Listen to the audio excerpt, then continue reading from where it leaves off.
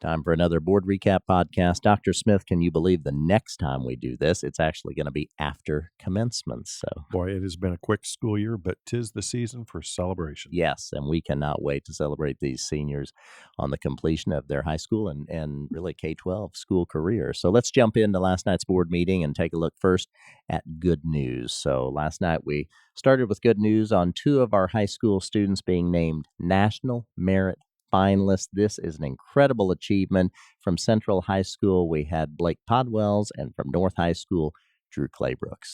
That means that they were in the top 1% of 1.5 million students that started on this journey. I mean, that really is an incredible Yes, accomplishment. it So, is. congratulations to those two students, their families, and all their teachers they've worked with Absolutely. over the school years. You had an opportunity to present to Rotary a week ago, our State of the Schools. You did a great job, and I know you always appreciate having that opportunity to share information. I really do. It's a blessing for me to be able to do what I do, and it is truly an honor to represent our 3,400 employees, 22,000 students, as I present the state of the schools to Rotary. And it's always so interesting too.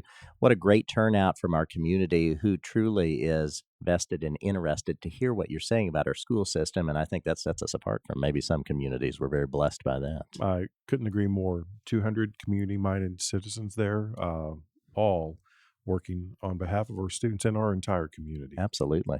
Next thing lifted last night was really something we've been working on for some time now, and that is really enhancing and moving forward our state of the art weightlifting and cardio equipment in each of our high schools. You know, we see the fruits of the labor on the fields and on the courts of our high school athletes, but boy, do they put in so much work behind the scenes with conditioning and weight training to be successful on the field or on the court. They've got to put in a lot of time in, and they've got this opportunity here. And I think it's a great prep ground for them to be future employees.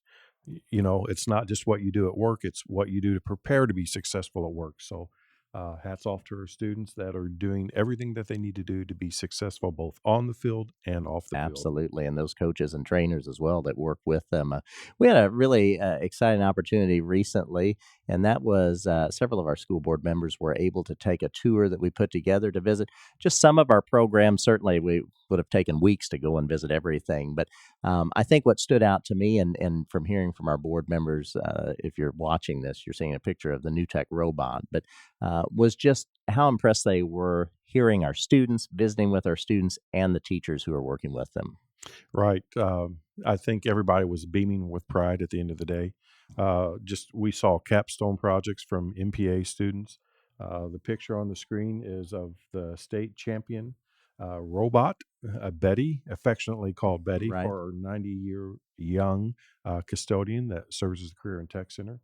Um, it was just a great day. Yeah, really was. So pleased that we had that opportunity to do that. And then last but not least, last week we had EVSC's opt in program signing day. And boy, we had, I think, over 160 to 170 students who were being recognized and celebrated by, I think you said it last night, 60 or 70 employers who are going to invest in them for not just jobs, but career opportunities. 4 years ago, that started with with 7 employers and a little over 30 students. So Incredible. great growth after and through and during a pandemic. And just the environment both before and after, so much celebration Right. going on, and just recognition and people beaming with pride, including the parents who were You there bet. as well. And one of the goals of opt-in is to make certain that every student can marry their passion and desires with the opportunities that are present in our community. So some of the students that participate in opt-in will go straight into the field of work, into their career, but their employer is paying for their college. And I know I talked to several students that happens to be the case for them. And then we have several of our students going into the military with several branches of the armed services. So Proud of once them. again, it was a great day. Very, very proud of all their accomplishments. Definitely, definitely. So that wrapped up good news from last night. If you will, take us through consent items, please. Certainly will. So item 3.02, consideration of allowance of payments. This time it was $9.2 million over that 2-week period of time. Really included just one payroll and then the typical amount of invoices. Item 3.03, consideration to approve the purchase of items from extracurricular accounts. So there was one purchase from Health or for Helfrich Park STEM Academy. We have tried to repair their kiln, and I think it is beyond repair. So they are purchasing, with our assistance, a brand new kiln. Item 3.04, consideration to approve the agreement with the ARC Crisis Child Care Center. And let me dovetail into that item 3.05, consideration to approve the agreement with Rising Stars Child Care LLC. Both of these agreements are basically for food for the students that they have in their child care centers, and that food will be prepared in our food service facilities. Item 3.06, consideration to approve the farming agreement with Jeff Meyer regarding the property near the Southern Indiana Career and Technical Center. So I think this is a good deal for everybody It's involved. really interesting. Right. Tell us just a bit about that. Well, as a large part of that's being developed now, Right. so it is not tillable ground any longer because of the commercial and housing development going on. So this is about 7 acres, and frankly, it's been tillable ground for quite some time. In order for us to get it ready to be a lawn to where we would cut it, we'd have to invest thousands of dollars of capital into that, and then also have to pay for it Yeah, to have be the mowed. ongoing maintenance, sure. So Jeff has agreed to farm that property, and then he will uh, receive all the proceeds from that. So it really is a win-win situation. I know from having some experience with farming that to move big pieces of equipment onto your property for 7 acres is somewhat problematic at Yeah, we times. were So fortunate to find an individual who was yeah, interested in making this partnership with yeah. us. So I think that's another example of collaboration where Definitely. people come together to make things work for everybody. Definitely. Item 3.07, consideration to approve the temporary and permanent land easements for the overpass at Washington Avenue and Highway 41.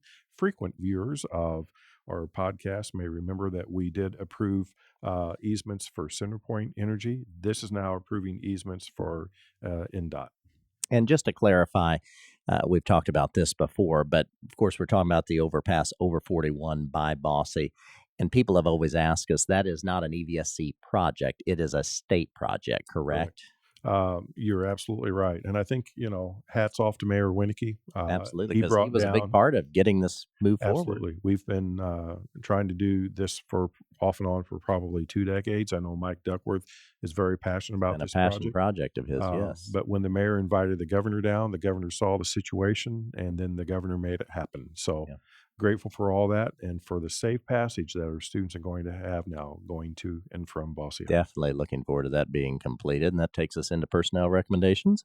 Yes, item 4.01, personnel recommendations. And as we say, they are there for your perusal. Just simply click on the file and you can see all the hires and other movements that have gone on. Okay. And of course, some of those are going to then take place next school year since we're That's right. wrapping up this one. And then we had 4 items under action items. Yes, so item 5.01, consideration of the ratification of the energy savings contract with Energy Systems Group for Phase 2.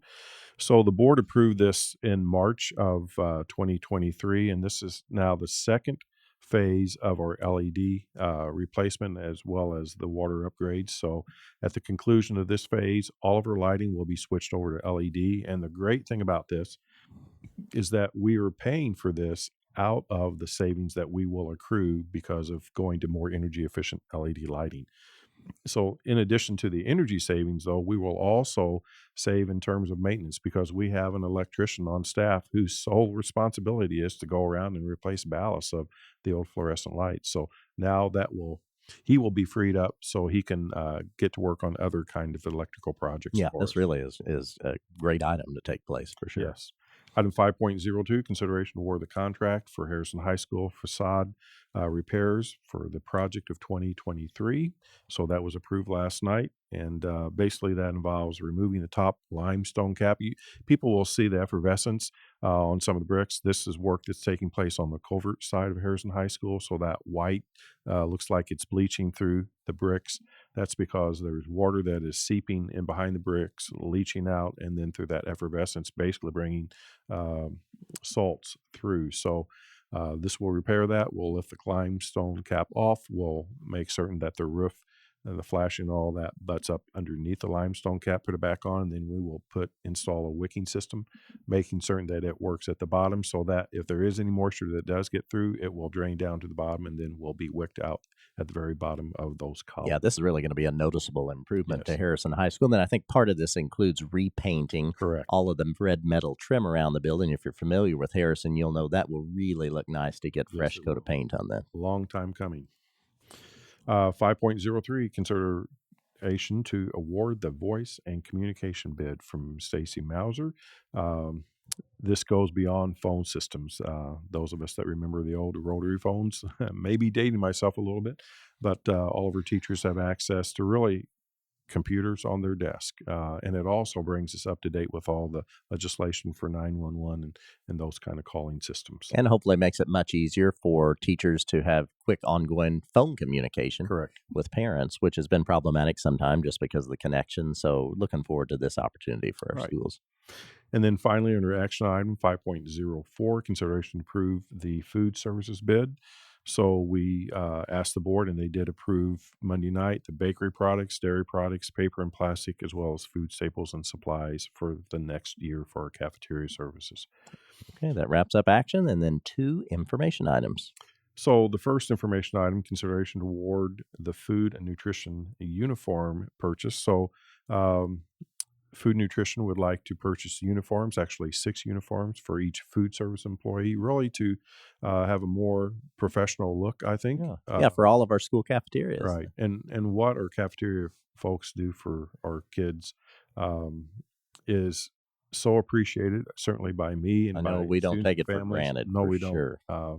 because it is so important for students to have good nutrition in order for them to really concentrate in school. So they perform a very valuable service, and we want to elevate their stature among all of our schools. And then item 6.02, consideration to adopt the policy 8513, political activities on school property. So this was one that we had taken to the board earlier for information. We had some conversation with our teachers through the Teachers Association, and we frankly agreed that this is one of those topics that can be relatively touchy, especially in today's society. So we wanted to make certain that our teachers knew um, that we do want them to talk to our students where it's appropriate in class content about um, how our government runs. But we also want to have language in to where everybody understood what was appropriate to discuss in school, and we don't want necessarily our teachers to espouse this is the way you should think. We want them to present all ideas and have students make up their minds. Absolutely. And then we moved into continued business. I think you just lifted a few things that we've already covered, but again, one of them being that we're going to have high school commencements coming up here in a couple of weeks, and really looking forward to that in each one of our high Yeah, I schools. think that was certainly one of the highlights of continuing business. And then the other one that I'd like to lift during this podcast is this is Teacher Appreciation Weekend. Absolutely. As I said last night, I would put our teachers up against any teacher group around. They deserve and are worthy of our respect and our appreciation. So, as I said last night, I ask you that if you know a teacher, just take 5-10 seconds and thank them and tell them that you appreciate what they do in service, not only to our students and our families, but for our entire community. They make everything else happen. Very well said. Great spot to end it on, Dr. Smith. We appreciate you taking the time today. My pleasure.